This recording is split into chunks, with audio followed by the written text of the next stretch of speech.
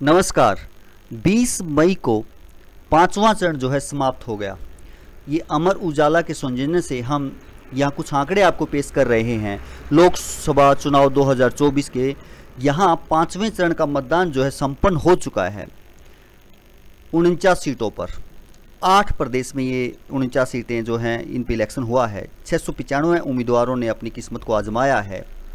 मतदाता जो हैं वो कुल 8.95 करोड़ थे। यहाँ पे पुरुष 4.69 करोड़ और महिलाएं 4.26 करोड़। और मतदान केंद्र कितने बनाए गए थे? 94,732 मतदान केंद्र यहाँ पर बनाए गए थे। आज हम इसका विश्लेषण करेंगे कि इन 49 सीटों में से किस पार्टी को संभावना से संभावित कितनी सीटें आ सकती हैं। और जो वो विश्लेषण है हमारा नहीं होगा, वो जाने माने विशेषज्ञों का विश्लेषण होगा जिन्होंने अपनी अपनी राय दी है। हम उनका सभी का निचोड़ जो है यहाँ पर आपको बताएंगे। थोड़ा सा यहाँ हम पहले 2019 के नतीजों के बारे में जान लेते हैं कि इन्हीं सीटों पर, इन्हीं 49 सीटों पर 2019 में क्या रहा था। भाजपा ने इन 49 सीटों में से 32 सीटें अपने नाम की थी, 32 सीटें। शिवसेना 7 सीटों पर अपनी विजय बना पाई थी। टीएमसी 4 सीटों पर, कांग्रेस 1 सीट पर, नेका 1 सीट पर, जदयू भी 1 सीट पर अपनी बढ़त बनाई हुई थी यहाँ पे, और बीजेपी 2 सीटों पर और लोजपा जो है 1 सीट पर जो है यहाँ विजयी रही थी। ये 2019 की तस्वीर थी इन 49 सीटों की। अब यहाँ संभावित 2024 में क्या रुझान रहेगा उन पर हम नज़र डालेंगे। इससे पहले हम ये देख लेते हैं कि जो टोटल सीटें हैं किस प्रदेश में कितनी सीटों पर इलेक्शन हुआ है। अगर यहाँ हम प्रदेश वाइज देखें तो महाराष्ट्र में 13 सीटों पर इलेक्शन हुआ है। पांचवें चरण में 264 कैंडिडेट अपनी किस्मत को आजमा रहे थे। उत्तर प्रदेश में 14 सीटों पर इलेक्शन हुआ है। 144 कैंडिडेट अपनी जो है किस्मत को आजमा रहे थे। और उत्तर प्रदेश में कुछ ऐसी सीटें भी थी जो बहुत हॉट सीटें थी, उनका भी हम यहाँ जिक्र करेंगे।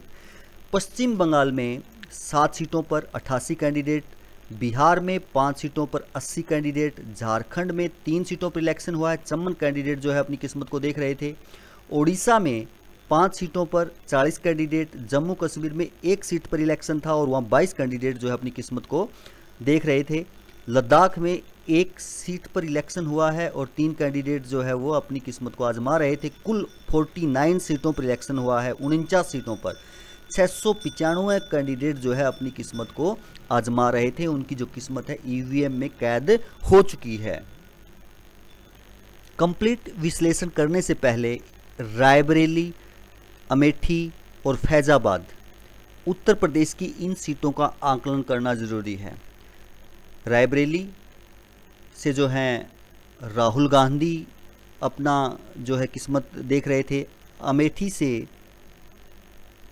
अमेठी से स्मृति ईरानी, और फैजाबाद वो सीट है जिसके अंदर अयोध्या आती है, जहां अभी अभी राम मंदिर, जो थोड़े दिन पहले राम मंदिर का शिलान्यास हुआ है, उसका क्या असर रहा है, इस सीट का भी जिक्र करना यहाँ बहुत ज़रूरी है।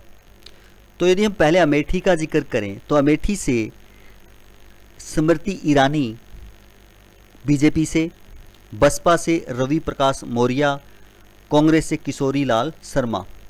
स्मृति ईरानी ने 2019 में अच्छी जीत यहाँ से जो है दर्ज की थी। 2014 में राहुल गांधी के खिलाफ पहली बार मैदान में उतरी थी। 2019 में ऐतिहासिक जीत जो है उन्होंने यहाँ से दर्ज की थी। रवि प्रकाश मौर्य जो है बसपा से हैं। अयोध्या से 2022 में विधानसभा चुनाव इन्होंने लड़ा था। पार्टी ने अब अमेठी से लोकसभा का इनको टिकट दिया है। और यदि हम किशोरी लाल शर्मा का जिक्र करें, किशोरी लाल शर्मा ये राजीव गांधी के बहुत ही नज़दीकी माने जाते हैं और इसका ही इन्होंने का यहाँ फ़ायदा मिला है, उसी के कारण यहाँ इनको सीट मिली है। रायबरेली में सोनिया गांधी के निजी सचिव थे, बिहार के प्रभारी और पंजाब कमेटी के सदस्य भी थे। और जानकारों का यह मानना है कि स्मृति ईरानी अब की बार यहाँ पीछे हैं। जो इलेक्शन उठा हुआ है वो किशोरी लाल शर्मा का अच्छा उठा हुआ है। शायद ऐसा हो सकता है कि किशोरी लाल शर्मा ये सीट निकाल दें। अब यदि रायबरेली का जिक्र करें तो रायबरेली उत्तर प्रदेश जो है, यहाँ दिनेश प्रताप सिंह बीजेपी के कैंडिडेट हैं, राज्य मंत्री हैं, स्वतंत्र प्रभार। 2019 में भी रायबरेली से ही लड़ा था लोकसभा चुनाव, लेकिन हार गए थे। राहुल गांधी कांग्रेस से हैं, 4 बार के सांसद हैं। 2004 से 2019 तक अमेठी के सांसद थे, 2019 में वायनाड से सांसद बने। और 2019 का नतीजा यहाँ सोनिया गांधी थी और पार्टी थी कांग्रेस। अब की बार भी यहाँ राहुल गांधी के जीतने के बहुत ज़्यादा आसार हैं, शायद ये सीट कांग्रेस के पक्ष में चली जाए।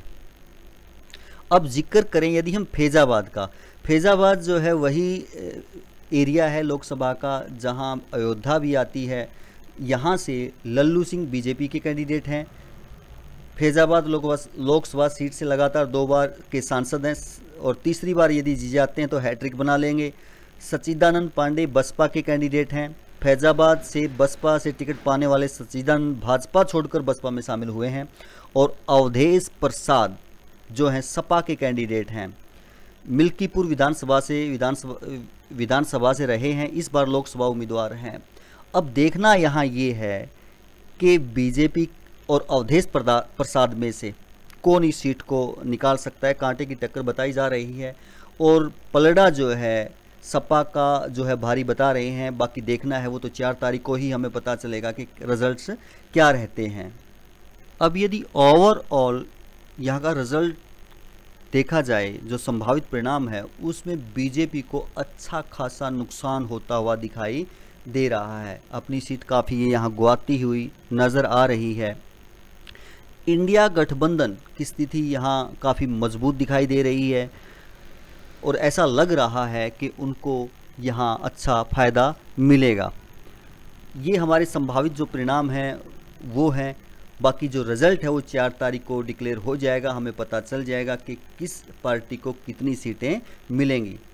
वीडियो देखने के लिए धन्यवाद।